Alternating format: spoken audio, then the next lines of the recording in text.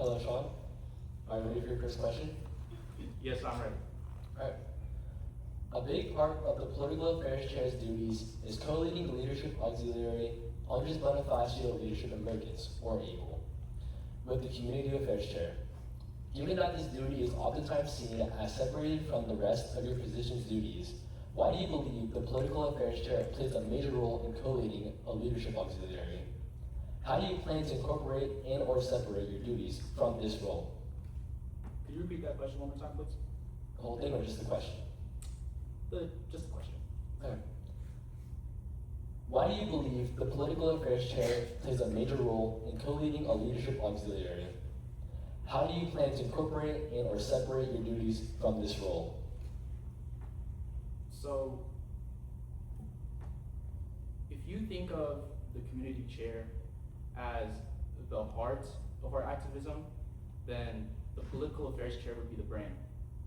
The community affairs chair would be the one that has and nurtures those connections, but the political affairs chair will be the one to actually use those and do that to create events that will further our agendas and further what we want to do and how we want to take a political stance.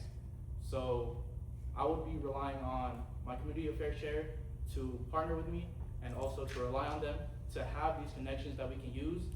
And as political affairs chair, that would mean educating our members and allowing them to be part of that connection. Could you repeat the question one more time? Again, just the whole thing, or like the whole entire thing, just the first part or the second part? Let's do the whole time. Oh, so the whole thing? Alright. A big part of the Political Affairs Chair's duties is co-leading the Leadership Auxiliary Andres Bonifacio Leadership Emergence, or ABLE, with the Community Affairs Chair. Given that this duty is oftentimes seen as being separated from the rest of your position's duties, why do you believe the Political Affairs Chair plays a major role in co-leading a Leadership Auxiliary? How do you plan to incorporate and or separate your duties from this role? Okay, so in terms of ABLE would be the place where I plan to do these workshops. These are things that would allow our members to partake in a more positive way and overall a more effective way. The person who goes to class every day will be more effective than the person who skips a class every other day. And that's what I want to do. I want to consistently add workshops, things like writing emails, things like connecting with people, things like history lessons to understand how we stand and how other political parties stand and why those things matter, how they affect us right now, and how we can bring that to our members. And that's it for my answer. Alright, thank you. Are you ready for your second question? Yes. Alright. The Political Affairs Chair is a position where the holder notoriously ends up feeling burnt out due to a lack of interest from many GBMers and board members. With this in mind, and considering that not every GBMer will be interested in politics or agree with your views, how will you advocate for yourself as you push for political action?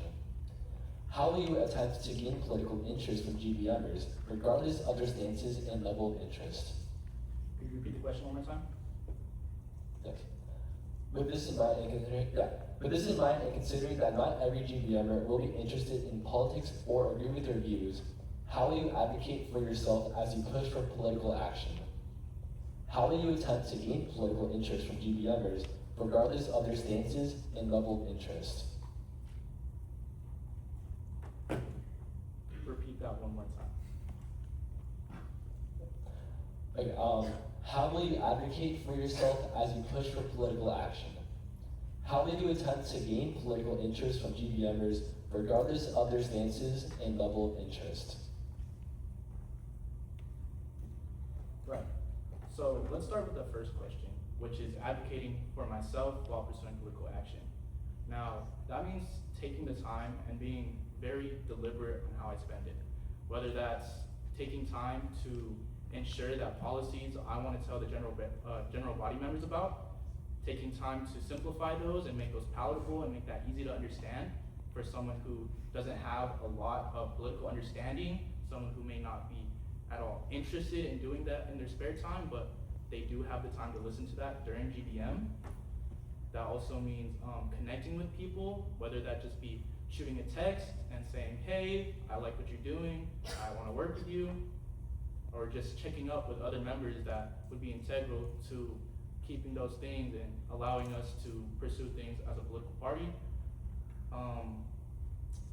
Connecting things to them, or sorry, let me rephrase that. The way that I want to primarily make people who aren't as aligned with politics and who may not generally be very interested in them is by connecting these issues that we're talking about to themselves and how they affect them. For example, let's take ICE, just because, that's something that's happening.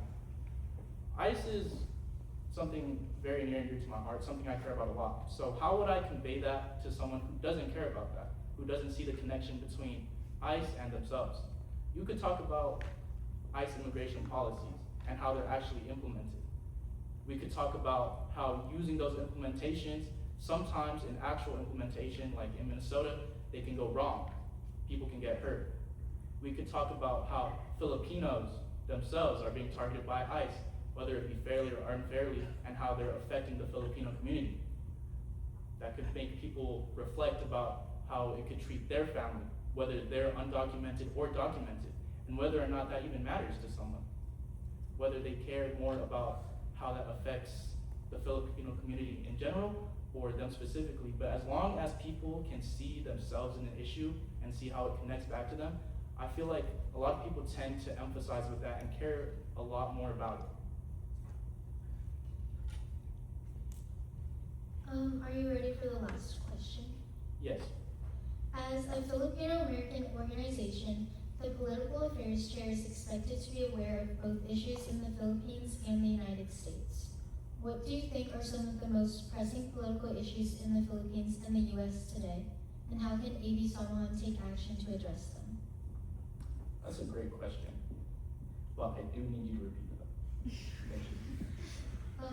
As a Filipino-American organization, the Political Affairs Chair is expected to be aware of both issues in the Philippines and the United States. What do you think are some of the most pressing political issues in the Philippines and the U.S. today, and how can AB Samahan take action to address them? So that's a great question, once again.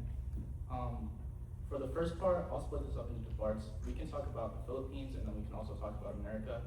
Now, since I believe in education, and referring back to my speech, it means not knowing everything. So I do know that in the Philippines, greed and corruption is very intrinsic to the government and how a lot of things work. I know that in the Philippines, even if you work as a low-level barangay captain or something like that, you can be murdered for that position, for that title. I know things like that is very common. I know things like that happen a lot. But as to specific issues, I know there was a case, I forget the specific name, but there are some people who oppose the government and how they do those things, and they're being treated terribly. They're being put into prison, they're having their their freedom of speech silenced, which is intrinsically wrong, and people should be able to speak freely about how they feel about things. So that's just one of those things that I know about the Philippines. I'm gonna be very honest with you. I have to take the initiative to be educated about that, because that is something that I don't have the most knowledge about, but I do want to take the steps to find that knowledge so I can further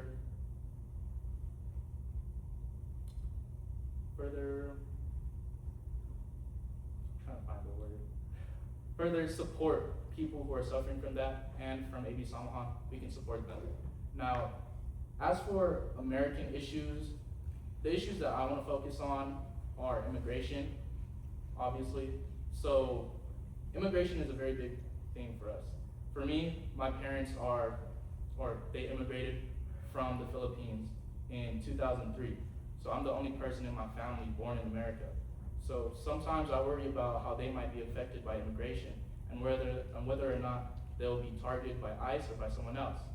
So that's something I care about a lot, and I will be focusing on that a little bit. I'm gonna be very honest about that, because that's something I care about a lot. And I want other people to know about that too, because it could potentially target them too. If they have family members that are documented, or even if they are documented, there are some things that could affect them. So that's something I want to focus on a lot. Another thing is, I know housing is crazy too, especially in California. Prices are going up, but that's not something we can really do about, unless we advocate for things in government, voting, things like that. I want to make sure that our general body members know what they can do and what they're going to have to work towards. So I don't want to put things that are impossible for them to do, but I want to be able to build a base that they can build on themselves. So like I said, that means connecting them to people who can do something, whether that be other Filipino organizations like the Kabataan Alliance, or whether that be in government and things like that. So that's something that I believe in. And yeah, thank you.